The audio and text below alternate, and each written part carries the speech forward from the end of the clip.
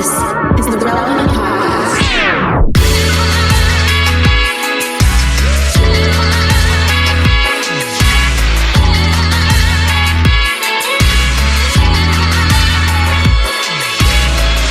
It's episode 1007, and it's the Relevant Podcast here in Orlando. I got some Florida updates for you guys. I'm your host, Cameron Strang. From Loverland, Virginia, it's Jesse Carey. Hello, hello. From Austin, Texas right now, downtown Emily Brown. Hey, y'all. Jamie's out this week. She could have recorded yesterday, but she couldn't today. And joining us from Nashville, Tennessee, artist, producer, and mogul, Derek Miner. What up? Dude, we made it. I have power. Only recently. You know, we joked on the podcast a couple of podcasts ago, like, oh, we're recording this on the day a hurricane's about to hit. But I didn't want to make jokes in case it was bad. It was bad. Like Fort Myers, I mentioned on the show, our incredible designer Lionel lives in Fort Myers. If you saw the pictures of Fort Myers, I mean, it's insane. He wasn't on the beach. The way Florida works is the entire coast, the beaches on the coast are actually a barrier island. So Fort Myers Beach was on a barrier island. He lives in Fort Myers on the mainland. He was without power and water for 5 days.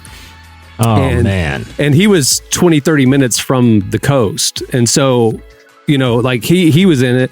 Up here in Orlando, we don't get hit by hurricanes. Like they bounce off the coast. They bounce off the coast, right? They go somewhere else. They hit the coast, kill the coast, and they go up to, you know, the Gulf or something, or North Carolina. It came right through the state. It would literally, if you drew a map across the state of Florida, that's what this hurricane did. Hit Orlando. Historic flooding happened here. So if you've ever been here, we don't have a straight road because we have lakes every 25 feet. So everything's curving around lakes. Every lake flooded, washed out streets. Like my lake that I live on was 4 feet higher than normal. So if your house isn't elevated, your house is getting flooded. Well, there's not many hills in Florida. So flooding was crazy here.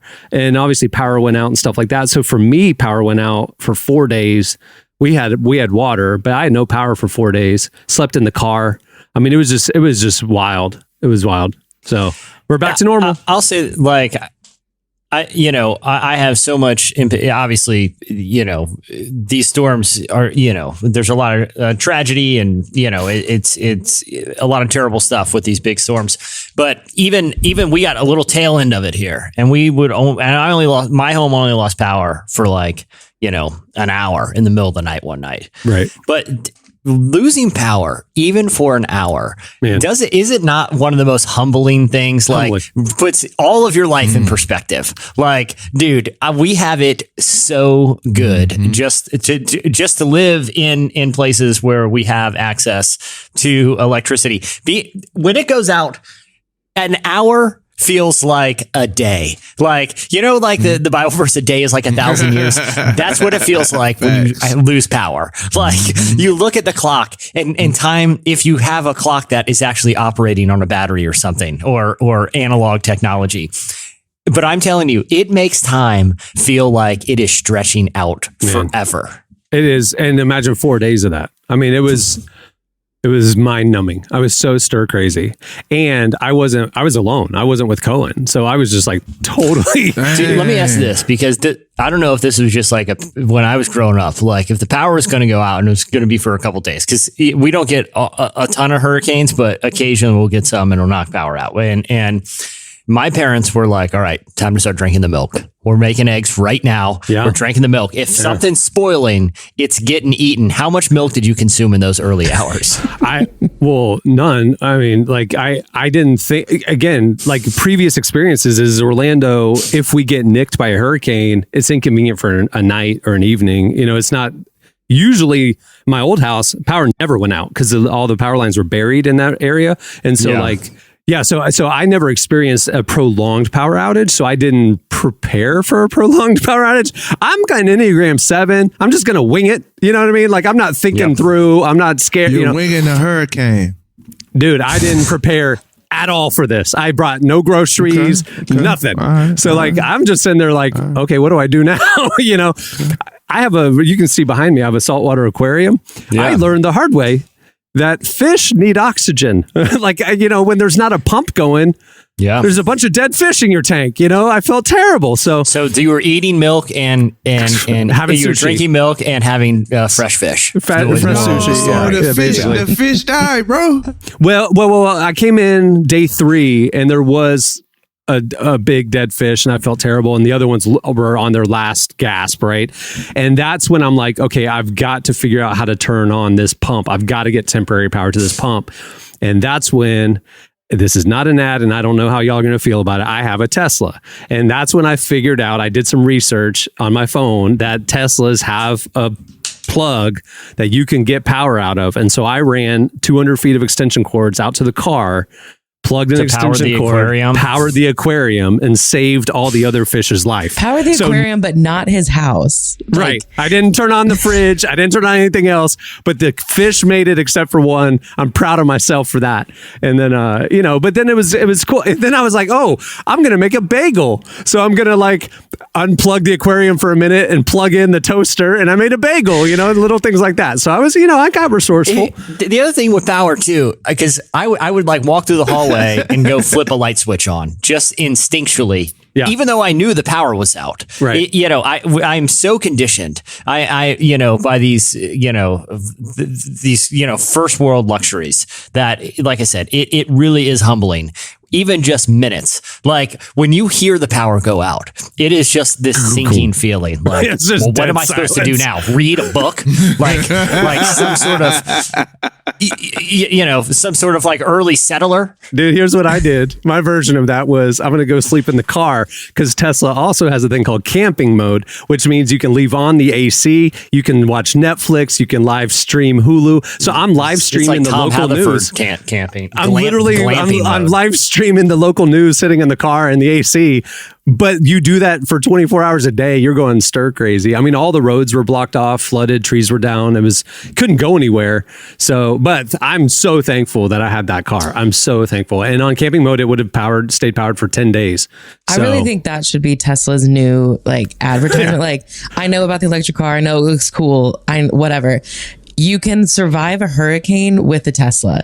And your sold. Fish will live. Your fish will stay alive. You and your fish can survive a hurricane with a Tesla. Don't get them no ideas. People gonna be like, "Hey, you can do brain surgery with a Tesla."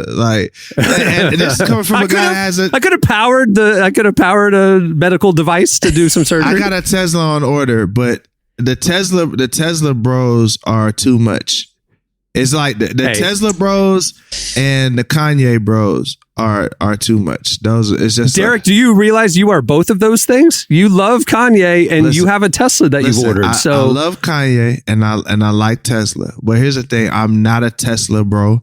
And nor am I like a Kanye defender of everything. Like there's people that's like, Kanye could do anything, and they're just like, oh, like for me, I'm just like, man, he's one of those, like I told y'all on several times on this show, like Kanye is just the cousin that's off at the picnic that you're just like, I love this dude, but dang, cuz like, why are you wearing fairy wings and standing on top of the barbecue telling everybody about being Hebrew Israelites? Like you just like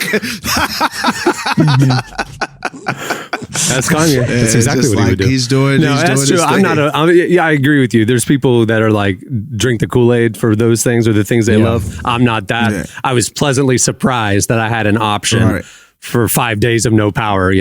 I think the Tesla slogan should be, otherwise you might have to read a book when the power goes out. It's like, okay, I can't. I'll say this.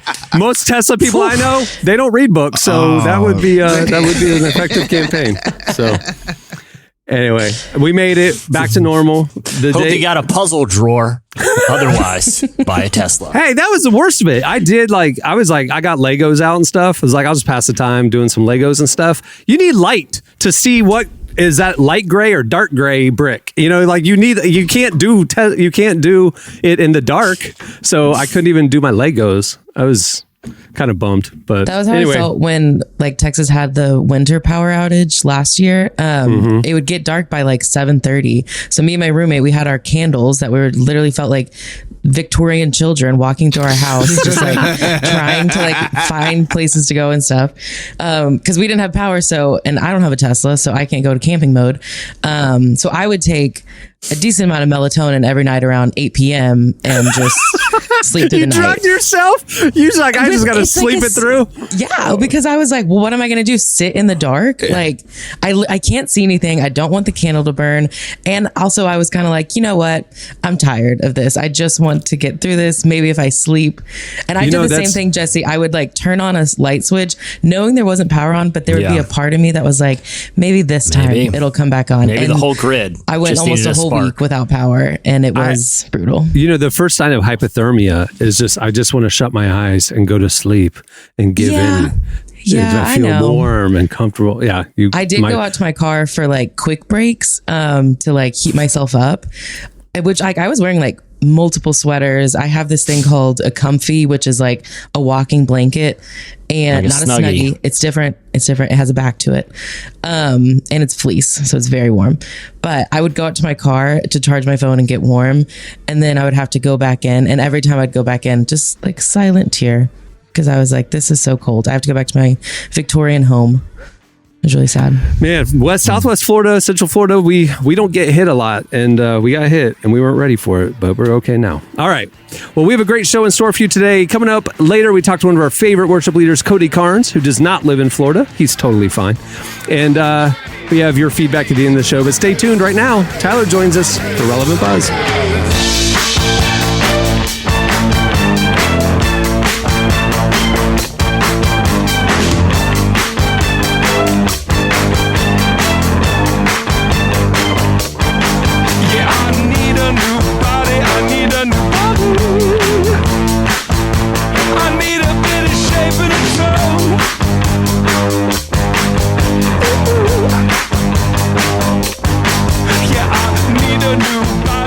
You're listening to LCD Sound System. The song is New Body Rumba. I guess they play that in heaven.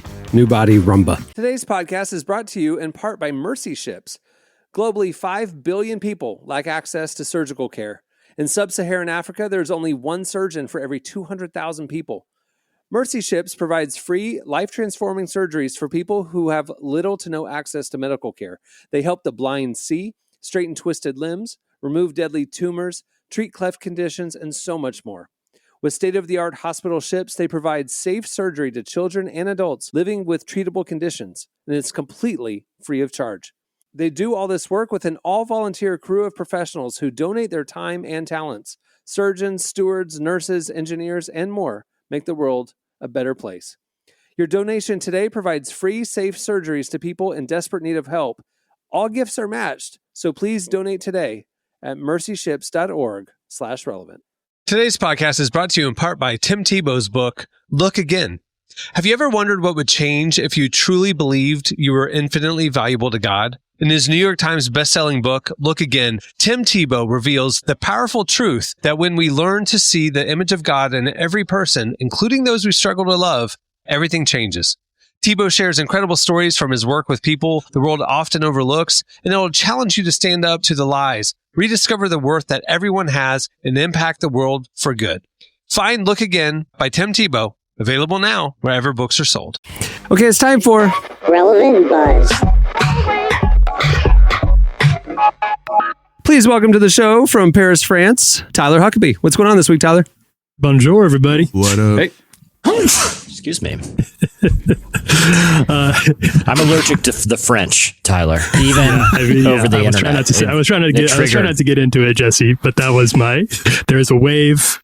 First issue of the Buzzes. There's a wave of French phobia sweeping the nation, and it has affected even me. I'm not untouched by it. It's literal allergic physical response just at the mention of the country. That's how intense it is. I understand. So that's the first slice out of the way. That's taken care of right there. The second piece, seriously, the second piece, this is something this is a CNN piece that I thought was super interesting because it's one of those things that described something that I thought was sort of unique to me, and to find out that this is not only widespread, but that it's actually this is sort of diagnosable is very interesting. So I'm curious, for those of you, which I think is most of us here, who were raised in a Christian household, how much did the rapture play into your early childhood? Like, your understanding of Christianity, was there an idea that at any moment the Christians were just going to poof, everybody's going to be gone? Was that part of your theological upbringing? Yes, 100%. Oh my gosh. It was the backsliding deterrent in middle school, in high school. It was if you do a bad thing tonight, what if the rapture happens and that's your last, your last action was a sin? You better. I mean, really, even core tenets like the fruit of the Spirit, like the ways to live and to treat others, were really secondary to the pending fear that at any moment half the population will vanish. And there's just no way to be absolutely certain that you're not going to be stuck up for the horror movie that awaits humanity. Exactly. Well, I'm glad to hear that this is a relatable experience. That's why, like, I feel like in the evangelical culture we grew up in, it was always like, when there was an altar call, it was always like, well, I might as well just seal the deal. Let me check that box real quick, right? Just to make sure. Well, this is, as it turns out, what you're talking about has a name. Therapists are starting to call this rapture anxiety, according to CNN, and it is a real thing that is being discussed and taught among mental health professionals, and even some religious experts are talking about how much of a focus there has been on this thing that really, biblically speaking, is like kind of mysterious and strange and not discussed very much, but is an enormous part, if you're raised in a Christian household that believes this, an enormous part of how you grow up. So CNN spoke to a guy named Darren Slade. He is the president, which is, by the way, like such an action movie. That's like such an action, like, it sounds like a Bruce Willis character. Like an airport thriller. The latest in the Darren Slade series. One man. It sounds like a Jason Bourne, like, get me Slade. He's the only person that could save us in the rapture. He's the guy. Well, I picture him like imprisoned in like some sort of CIA black site for and in a last minute presidential pardon. A helicopter lands and we're like, Slade, you're the only man who can save us. Now, he's been cryo frozen. He has this like Bane mask on. Yeah, he was born in like 1906 or something. They only bring him out for immersion. Right. And when a rapture comes, like all of the like smoke comes out. And he just comes out of this tank and he just, that's just what happens. You guys have blended. You guys went from a Bourne movie to a like Grisham movie to now you're in, like, what is that, Terminator, sci-fi? So like, Captain America. Yeah, they go to Biden and they're like, Mr. President, there's only one man who can save him. You're like, and Biden's like, oh, we don't do that anymore. It's not sir. And he goes like this. No other option. He slowly removes his glasses.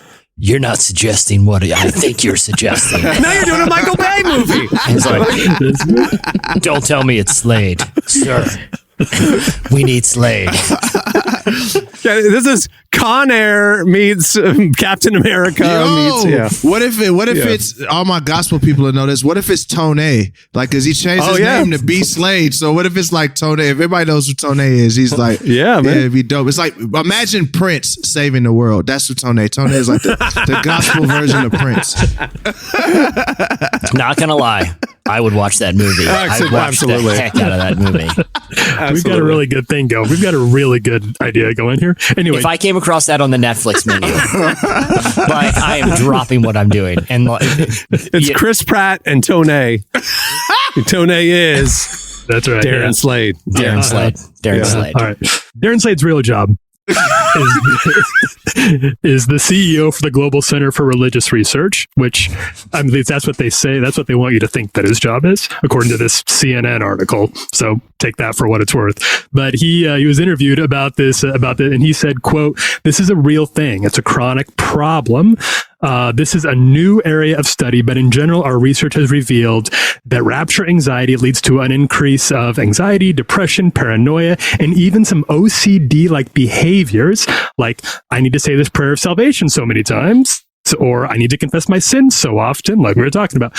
Now imagine, he said, and this is the quote is still going. Now imagine you were taught that at any minute you could be left here on Earth. What does that do to the teenager who has just had premarital sex, or maybe even just took the Lord's name in vain?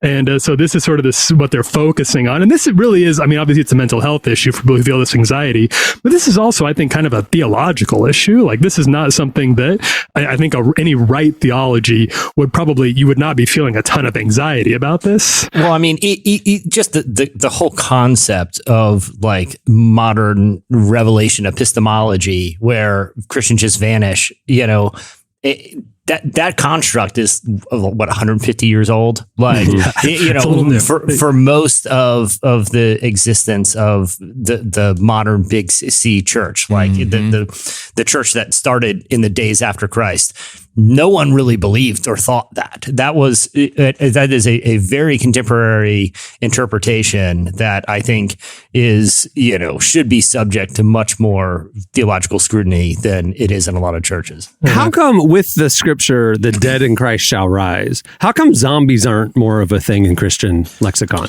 You would think that, like, that's what the atheists say. They call Jesus your zombie king. Like that, I see that. Yeah. So, like a Game of Thrones situation. Okay. We need somebody to write the C.S. Lewis thing, the zombie story that has like all this Christian parallel. We need more zombie Christian theology. I think we got to bring Frank Peretti out of retirement. That's what I'm saying. We got to call Frank Peretti. He's the only man. One man. That's actually, we didn't plan this, but that is a great segue to the next slice that I was going to bring, so I'm going to jump right over to that now. This is this news comes from Netflix. There's Lee Daniels is a filmmaker you might have heard of. His most famous work was 2009's Precious, based on the novel Push by Sapphire, where he worked with Monique. That was nominated for Best Picture, obviously got a lot of Oscar attention. He's been a little bit quiet since then, but he's got a new movie in the works with Netflix, and it is being billed to what, as far as I can tell, is the first ever faith-based horror movie. It'll be coming to Netflix. Lee Daniels reunites with Monique for a story that's being called The Deliverance. It just wrapped filming. But we have a lot of Christian horror, like The Exorcist and different, like. Yeah, so there's always this kind of like, this is like draws on Christian theological content, right? There's a lot of that stuff. This is, as far as I can tell, being billed as like a Christian horror movie. Like, that's in the log line is what they want you to like they want Christians right, to very, very explicitly being marketed to Christian audiences. I mean, the Passion of the Christ was kind of that. Movie. Spooky, yeah. That baby, the violent, the gore, the little demon baby. It was disturbing. Look, a lot of those Kirk Cameron movies are pretty much horror movies too. Like you forgot horrible is different than horror. Side note, can we? Guess I know. I just want to make a confession before you finish your slice. Yeah, I've never one time in my entire life seen The Passion of the Christ. Oh wow. Interesting. I just saw it for the first time like 2 years ago during the pandemic because I needed something to do during the pandemic. I rewatch it whenever I'm bored on a Friday night. Just to get popcorn. It's your go-to. Get a pizza. Yeah, watch The Passion. It's just a good reminder. But real quick, Tyler, I do recall Ted Decker. Is that the guy? Is he the? I think one of his novels. I think one of his novels was made into a film, and I think it was like a faith. Really? I think it was House, maybe. I can't remember, but I feel like just a random piece of knowge that I've. What makes it a Christian horror movie? Like, what's part of the story that? But hold on to one point. Like the Hayes brothers, who are the masterminds of the Conjuring franchise, which is the most financially successful horror franchises of all time, one of the most successful box office franchises of all time. They are Christians, and Christian theology kind of weaves its way in. But Tyler, to your point, those movies certainly aren't directly marketed as faith-based films. I went to Montana with those two guys. They are nothing like you would think. They are like the most Beverly Hills, Malibu kind of guys, like with all this dark, deep theological stuff inside of them. I read, Tyler, I think you've had numerous interviews with them over the years. And, I was under the impression that these were solid faith-based movies. And taking the youth group there was a mistake. They did not like Annabelle. They kept waiting. Needless to say, I'm no longer in that volunteer position. So to return to you asked what makes this like a faith-based horror movie. So this is based on a true story. One of those, I will air quote this, based on a true story as far as we know. In 2014, the Indy Star reported on the strange case of a woman named Latoya Ammons, who could not explain the terrifying events plaguing her family and her home. Though police, medical professionals, and social workers initially dismissed her claims, many of them would later go on the record to corroborate her story, even saying Ammons' 9-year-old son walked up the wall backwards in the presence of family case managers and a hospital nurse. Eventually, this was in the papers. This was in the newspaper. I didn't report on it. I don't like it. I didn't report on it. I'm quoting from the newspaper. Eventually, a team of spiritual experts told Ammons that her home was host to over 200 demons. And Reverend Michael Maganot was called by hospital chaplain to hold an exorcism in the home, and apparently it was very successful. And that was the end of the story. The exorcism worked, and there it goes. You should have burnt the house to the ground. Yeah, there's no exorcism. No exorcism. Yeah. Well, also, Emily, spiritually, that they would have just moved on. I mean, think about the pigs in the Bible. Sure. You burning the house down scatters the demons to the entire neighborhood. What are you doing? Okay, fine. We can get rid of the demons and then still burn the house down. Yeah. I don't want to go in that house. Look, at the end of the day, they didn't even have to call an exorcist in. They could have just called in some Pentecostal aunties, and they would have got that with some anointing oil. Free. I'm telling you, some extra virgin olive oil, and it'd have been a wrap. Like, this is why I don't get horror movies. If I find out there's a demon in my house, I'll give it a try, and then we're calling the real estate agent. Like, we're getting out of there. I'm not staying in that demon house. Like, people that are like, this is my house, I'm staying here. Nope. Okay. No, I'm far too principled for that. I'm like, look, demon, give me your best shot. But do not give me your best shot. I'm doing my Friday night routine. I'm ordering some za, and I'm watching The Passion. So if you want to do your thing in the other room and make the walls drip with black blood or whatever you got, that's fine. Just clean up after yourself. Okay. And I'm going to say, don't do that. I don't got time for this. Yeah. Have you seen the interest rates? I'm not going to buy another house right now. I locked this in 6 years ago. Yeah. Seriously. Yeah. Seriously. And this is Indianapolis. This isn't like one of those like spooky, like backwoods Alabama. Indianapolis is pretty spooky. Hey, there's a huge KKK place like 10 minutes outside the city. I mean, it's not a good area. Indianapolis is pretty spooky. We can burn that one down while we're at it. Just house to house. Just line them up. Boom. Hey, let's do some house cleaning real quick. So this movie will be coming out. It sounds like next year around Halloween. So it won't make it. We're too late for this year's spooky season, but it might be around next year. And I wouldn't be surprised if we hear if some people involved with this movie end up being on Relevant come time. So hopefully we'll be hearing more about it. Let's get it. It makes sense that this horror movie is going to come out at. I don't watch horror movies. Never will. Have no interest. But I saw that Netflix has a huge big budget Addams Family thing coming up Wednesday, but they're doing it in late November. Like, they're doing it for Thanksgiving. Why aren't they doing now? Why are they doing it in October? Yeah, it makes no sense to me. I don't get it. There's been a lot of those lately, and I feel like it's got to be pandemic related. People are just dropping the wrong movie at the wrong time and then being like, why didn't it make any money? Netflix, I'm ready. Netflix, for $100 a week, I'll tell you when you should release movies. It's that Seriously. easy. I feel Christmas morning. You're sitting around. Yeah, I was gonna say, you're sitting around with grandma and grandpa. Let's put on the Addams Family movie. I mean, it's like, I don't get it. I don't get it. Bizarre. All right, well, that'll do it for The Buzz. Check out everything we're covering each weekday over at relevantmagazine.com and follow us on all the socials for the latest. Thanks, man. Thanks, everybody. All right, stay tuned. Up next, Cody Carnes joins us. I've been alone for a second. I know the year has come and gone. Thought I would call you to check in. See if you found where you might belong. Over and over, I'm sleepless. Some kind of war zone in my head. We were so young and reckless.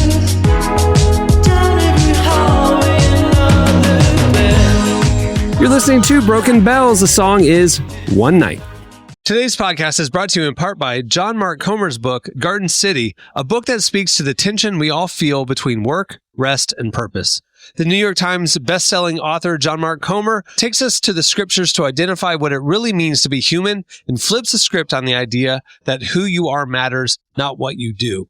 He shows that God created us for meaningful work and meaningful rest. Both matter. This book helps you ask and answer the big questions. Does God care where I work? Is there a direction for my life? So you can discern God's heart for your calling, your rhythms, and the way His Spirit wants to shape every part of your life. If you're longing for purpose and a more grounded way to live, check out the new hardcover edition of Garden City wherever books are sold. Well, today's show is brought to you in part by the new book, God, the Science, the Evidence. We talk a lot about faith, but how often do we talk about science in the same breath? You might be surprised to discover just how deeply the two actually agree. For centuries, science has been used to dismiss the idea of God, but today an intellectual revolution is underway. Modern discoveries in physics, cosmology, and biology are consistently revealing the same truth: creation isn't an accident. That profound reversal is what engineers Michel-Yves Bolloré and Olivier Bonassi investigate in their international bestseller, God, the Science, the Evidence. This book is a rigorous, evidence-based critique of materialism, inviting you to explore over a dozen scientific, philosophical, and historical domains. It shows that what was once seemed impossible, that science could point to a creator, is now supported by a vast and convergent body of evidence. With over 400,000 copies sold in Europe, this book is sparking a global debate. It's thoughtful, fascinating, and a powerful reminder that reason itself affirms the existence of God. Learn more and find out where you can purchase your copy today by visiting godthesciencetheevidence.com. Today's podcast is brought to you in part by Erwin McManus's book, The Barbarian Way. Some books don't just inspire you, they confront you. The Barbarian Way, now celebrating its 20th anniversary, is one of those books. If you felt the pull of God towards something deeper and wilder than the safe, predictable version of faith that we settle for, McManus reminds us that following Jesus was never meant to be tame. It's meant to awaken courage, passion, and purpose God placed inside us. He draws from the wild stories of Abel, Noah, Moses, Rahab, and others to remind us that following God wasn't meant to be tame. Safe faith isn't working. Step into the story God is writing for you. Choose passion, choose boldness, choose the Barbarian Way.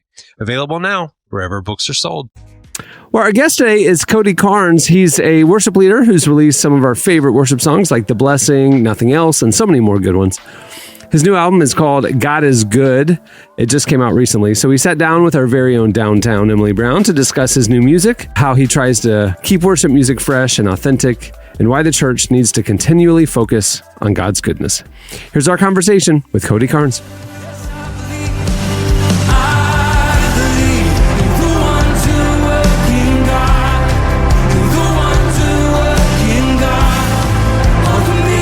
I want to dive in first to Good, Can't Be Anything Else. Where did that song come from? Like, why did you start with that song?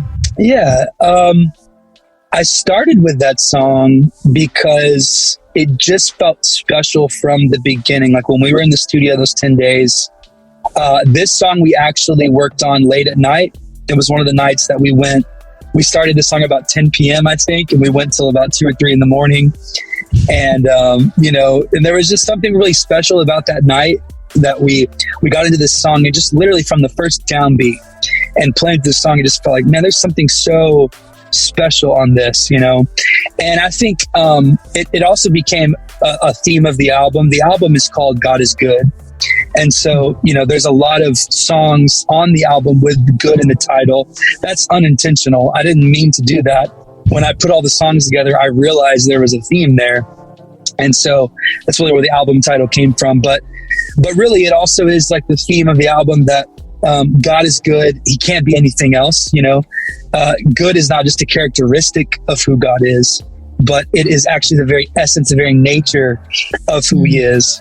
And so it's impossible for him to be anything else, because it's good is who he is, it is what he is. And so I just felt like that was such a strong statement that I wanted to make as an artist in this season. I think From what I can see, the goodness of God has come into a lot of question. And is God is who he really says he is? And is he really good? And all of those are very valid questions, and it's okay for us to ask them. But for me personally, just in my faith journey and just me as an artist, man, I really believed in the goodness of God. I've seen it in my own life. And so I wanted to just make a bold statement of like, God is good, and this song really kind of talks about that. It talks about even in looking in hindsight, hindsight's always 2020. I can look behind me and see just how far I've come. You saved me from the brink of falling, mercy shutting doors before me. Now I see all the good you've done. And, sometimes we can look back in our life and it's so much clearer to see how God was with us every step of the way. And when we're in it, it's kind of hard to see that. Sometimes you're kind of unsure. Is God in this with me? This doesn't make a lot of sense. And I don't understand why this door is shutting, or I don't understand why this happened. But looking back, I can see, oh God, I see how you were in it. I see how that shut door was actually you saving me from something, and so really it's just declaring, the goodness of God. And it's consistent. It's today, it's tomorrow. It always has been, always will be. And for me, I find a lot of comfort in that. I find a lot of comfort in all these things around me can change, and all these variables of chaos can kind of come at me in all these different ways, and people can let me down, but God is consistent. He's good always, and that's where I can kind of like anchor my life to.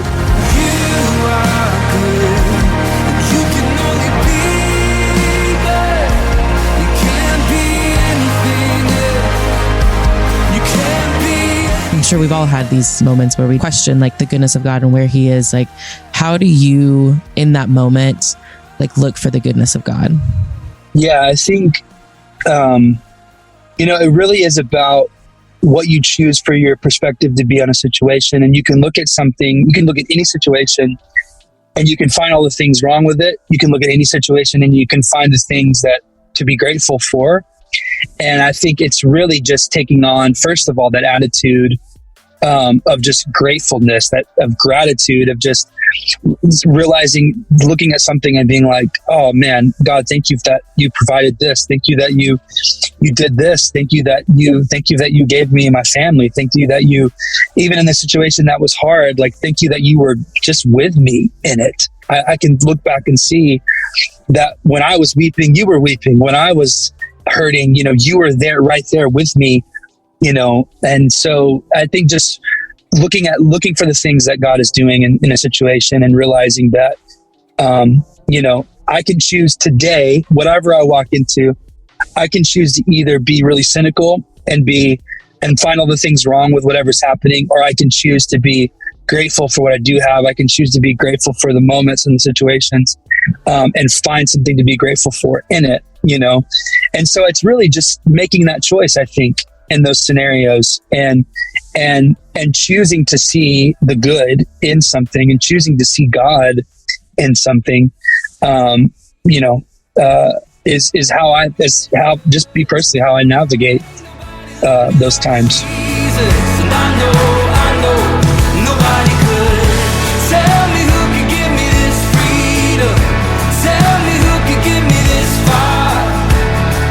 I feel like what you're talking about is something that a lot of people experience, where they write a song or they write a story or something and they feel like they should share it with the world, but they just, like, that fear creeps in and they don't want to share it. So like, what would you say to someone who feels strongly about a message but just feels like they can't share it either? Yeah, I think sometimes that happens to me, and it's usually one of two things. Either the message I'm sharing isn't super clear yet. Like, I feel nervous to share it because maybe it's not articulated the right way. And that's when a community of people can really help you.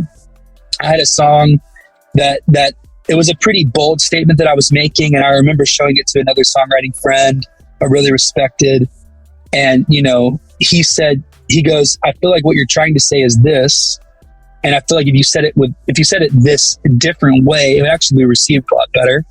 And I'm so glad that he said that, because it changed my whole perspective of it. And I ended up writing a different song that kind of said the same thing I wanted to say, but it was from a whole different perspective. And I released that song, And so, I think sometimes it can be that. Otherwise, if you feel like it's how you want to say it, other people have affirmed that, I think it's just being willing to be vulnerable. And vulnerability, I think, is a strength.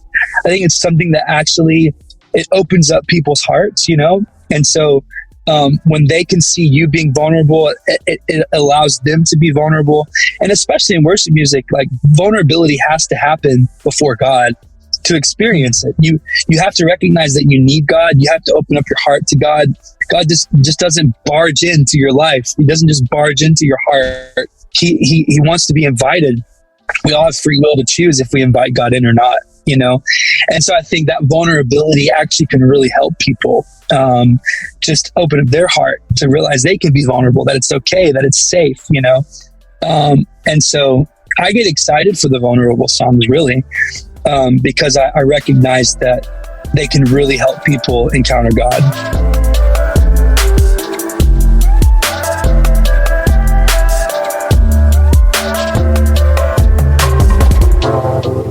That was Cody Carnes. Make sure to check out his new album, God is Good. It just dropped recently. All right, stay tuned. Up next is your feedback.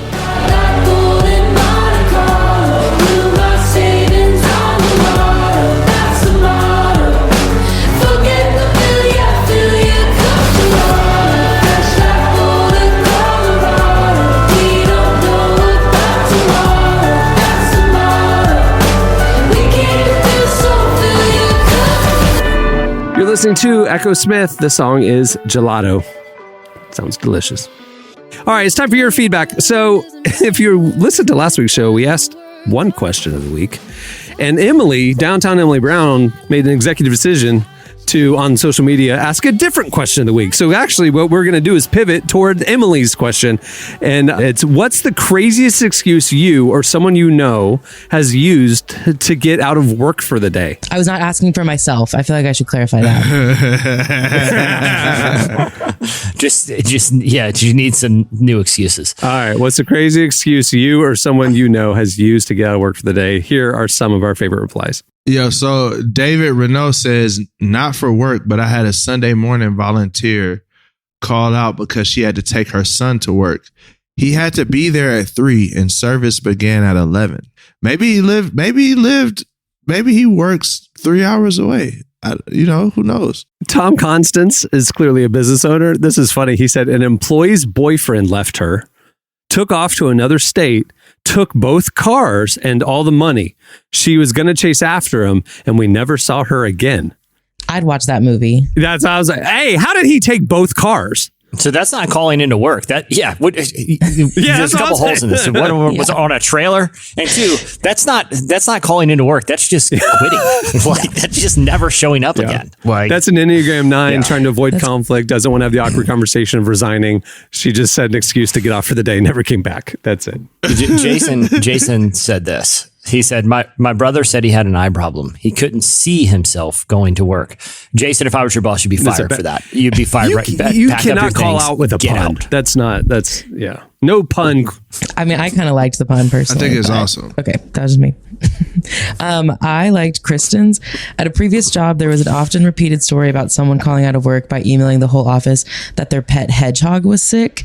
The story was given as an example of why you didn't have to explain why you were calling out of work. What if the hedgehog was really fast and, it saves the world? So what if her hedgehog was Sonic? You never know. I think that's a valid excuse. Yeah. Can't just let Sonic the Hedgehog get sick. You never know. You might be working with Sonic's parent. Yeah. What is that? Yeah, Guardian? Exactly. She's very important. Brandon Barnes said he had a coworker call out because he got shot with a BB gun and it got lodged in his butt cheek. Dang. That's rough. Why does that preclude you from working? He can't sit down in his office chair. Well, yeah. I mean, I don't want to go to work after getting shot with a BB gun and a butt cheek. My butt cheek got BBs in it. I don't want to do anything. If I'm the boss, I say, "Look, it's not my problem." Okay, you're sitting on a little metal pebble all day long. You can't work like that. Here's the thing. I got a lot of questions because I'm someone, listeners probably won't find this surprising, have played with a lot of BB guns in my day. Okay. Yeah. In order for them to get lodged under the skin, it has to be a bare skin strike. It's not going to go through pants, right? Right. So you tell me. How it ended up there. Yeah, that's true. Okay. It couldn't even get through underwear. I mean, it doesn't go through fabric and skin. No, it's it has hitting to be skin a direct first. skin strike. Hey, look, we don't ask questions. No, I know what it was. What? He was mooning his buddy to mock him, and his buddy popped him. His buddy pulled out a BB gun. Again, I would say, listen, if you were mooning, So he's Antonio Brown. I would call, if I was the head of HR of that company, I'd say, listen, Antonio Brown in Dubai, just wilding out. If I was his boss, I would say this. I would say, I've been thinking about this all morning.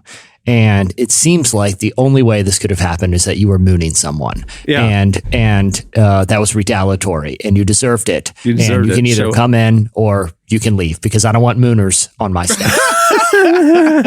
It's gonna be a pain at TSA metal detectors. You have to explain that you have a BB in your butt cheek. But, no, because they're gonna the TSA people are gonna do the same thing. They're gonna be think through this and be like, oh, he's a mooner. He's probably gonna cause problems on the flight. Flag him, get him. He's on the no-fly list. You can never fly He's on the again. no-fly list. That's amazing.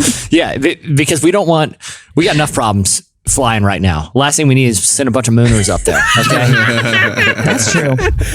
I do not want to be mooned. I have never in my life had the impulse that I should show you my rear end as mooning makes no sense to me. I'm trying to figure out where that came from. Like, who came up with that one? A 10-year-old boy, probably. Makes sense. I got a 10-year-old boy. It makes sense. Okay, that's true.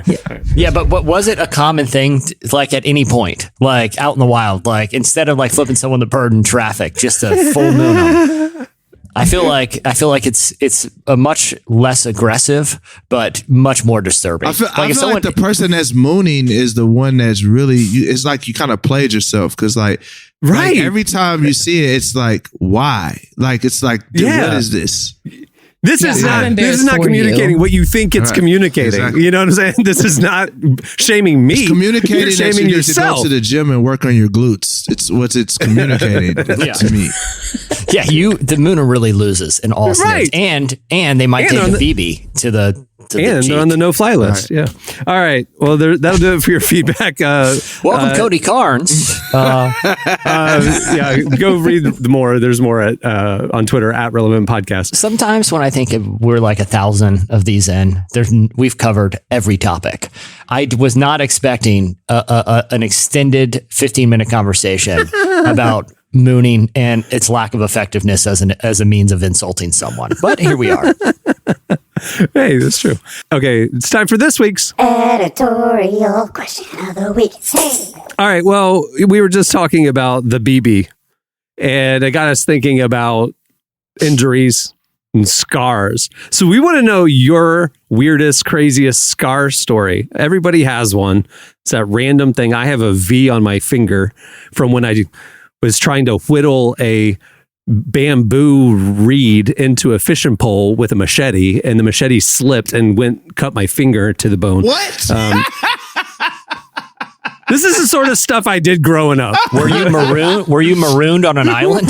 No, the woods, the swamp around our house had bamboo, and I was out there with a machete because you would like cut vines and swing on it like Tarzan, and then like if you picked up a log and there was a snake, you'd have to chop it up real quick because it might be a coral snake, and so you always had a machete on you. And I came across a bamboo thicket, and I was like, "Oh, I can make a fishing pole," and so I just was out there trying to whittle a fishing pole. I was 10. Leave me alone.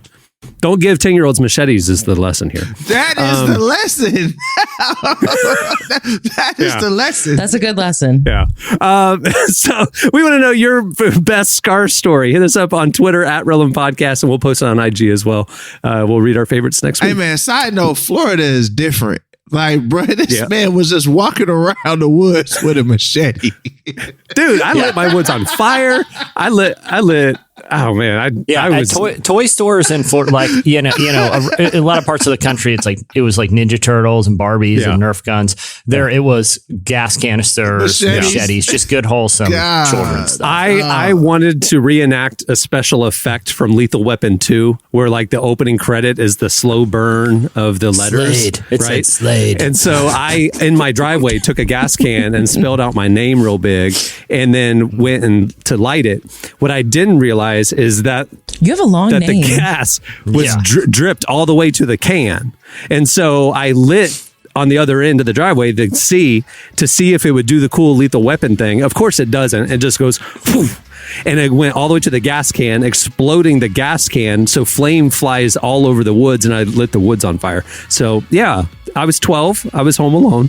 So that's also the origin story for Darren Slade. He survived a horrific burning as a child. Only while trying to write his name in fire. That's the origins. Yeah. That's how Michael Scott was wanting to propose. Remember, he was out there and Pam stopped him. I identified with that. Clean. Well, before we wrap things up, I want to thank Cody Carnes for joining us today. Make sure to check out his new album, God is Good. It's out now. Also, make sure to check out the fall issue of Relevant. We have features with MIA telling her incredible conversion story. We talked to one of our legends in the faith, N.T. Wright. We talked to Sterling K. Brown, Regina Hall, Dayglow, so much more. I think you'll like it. Speaking of liking it, if you like this show, tell people. Leave us a review and rate it wherever you listen. Post it online. Retweet the new episode. Tell your friends. We appreciate the feedback. We love seeing the comments. And, it helps the show reach new people. All right. On that note, we'll wrap things up. I'm Cameron Strang. I'm Jesse Carey. I'm Emily Brown. I'm Derek Miner. We'll see you next time. Have a great week, everyone.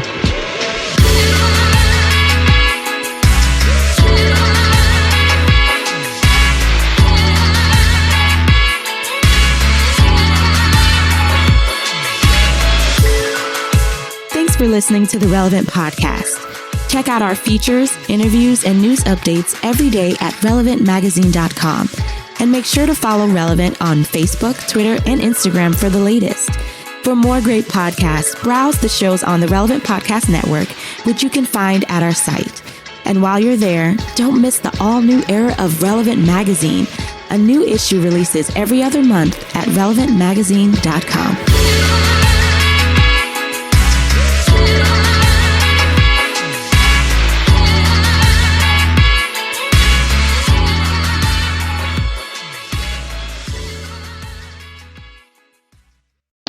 Hope you got a puzzle drawer.